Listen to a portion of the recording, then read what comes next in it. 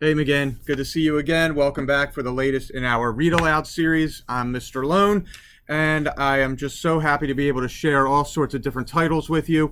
Well, today is February 2nd, so this morning a tradition took place in Punxsutawney, Pennsylvania, where the Groundhog came and decided whether we were going to have 6 more weeks of winter or an early spring. It came out that Punxsutawney Phil, who they consider one of the best weathermen in the world as a groundhog, said that we will have 6 more weeks of winter. Well, to go with Groundhog Day, which is celebrated every February 2nd, we're going to do a little story here called Groundhog's Dilemma. And I love this little story. It has a nice little lesson and theme to it. Here we go with Groundhog's Dilemma.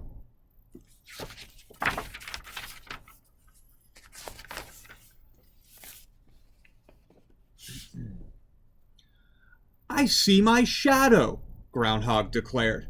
Half the animals cheered. The other half groaned. Back to sleep. Stuck in the nest for 6 more weeks. I'll go nuts.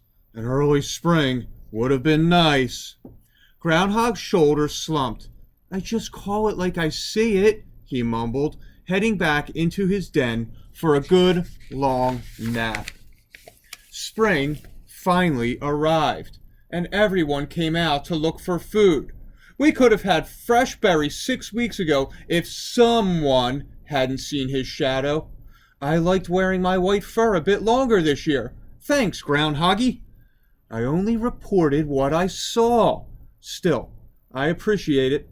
Have some berries. This exchange did not go unnoticed. The next morning, Squirrel stopped by for a visit.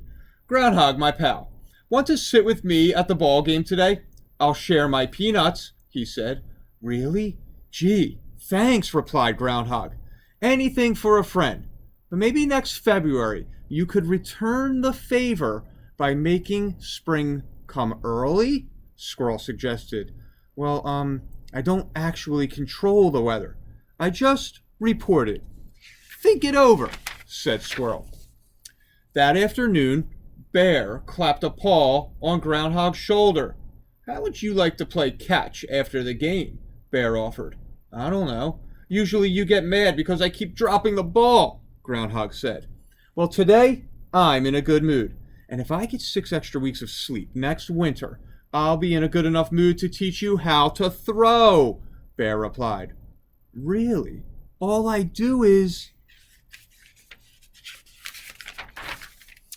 Just before the game began, Sparrow called out encouragingly to Groundhog, I'm sure we can find a position for the guy who can make spring come early. Groundhog opened his mouth to protest, but he looked longingly at the team warming up. Want to play? Me? An early spring sounds good to me, Sparrow. That evening, Hare stopped by. Groundhoggy, you do like seeing me in my pretty white coat, don't you? Mm-hmm. Don't you want a longer winter next year so I can wear it for 6 extra weeks? Oh, yes. So, you'll see your shadow on February 2nd? Uh-huh. Over the next several months, Groundhog's social calendar was full of ball games, picnics, and bonfires. On the first frost-covered morning in late fall, a crowd gathered at Groundhog's door. I like my winter sleep. Don't forget early spring. And early spring means more time for baseball. You know what I love? My winter white coat, Groundhoggy. As he settled in for the winter, Groundhog felt restless. One snowy night, he left his den, looking for help. Owl, said Groundhog, I need some advice. Squirrel and Sparrow want an early spring. Hare and Bear want a longer winter. I've said yes to everyone because I want everyone to like me. I don't control the weather. I just predict it. To see or not to see your shadow. That is the question, said Owl. You got yourself into this, Groundhog. You'll have to get yourself out. But I'd appreciate it if you could make spring come early. Winter is tough on my old bones. Groundhog slunk back to his den. He spent several restless weeks mulling over his options before sinking into an uneasy sleep. Do you see your shadow or not? Groundhoggy? February 2nd dawned, chilly and bleak. Groundhog looked up at the partly cloudy sky. He looked around at the expectant faces. He looked down at the ground, unsure of what he saw. Then the sun broke free of the clouds and shone brightly. Groundhog knew that no matter what he said, spring would come when it wanted to, and either way, someone would be angry. All he could do was tell the truth. So Groundhog took a deep breath and puffed up his chest.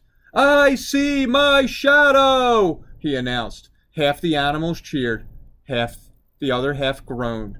6 more weeks of winter. Hey, I thought we were friends. Drat!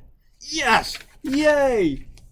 We are friends. You're all my friends. Groundhog sighed. I promised you what you wanted so you would stay friends with me. Groundhog hung his head. I'm sorry, everyone. I shouldn't have pretended that I could control the weather. I just call it like I see it. That's all. It's not because of your job that we're your friends. Well, not only because of it. Groundhog looked at them, grumpy and hungry from months of cold. I know it doesn't make what I did right, but maybe you'd like to join me for hot chocolate and snacks, he asked. 6 weeks will go by faster with a full stomach.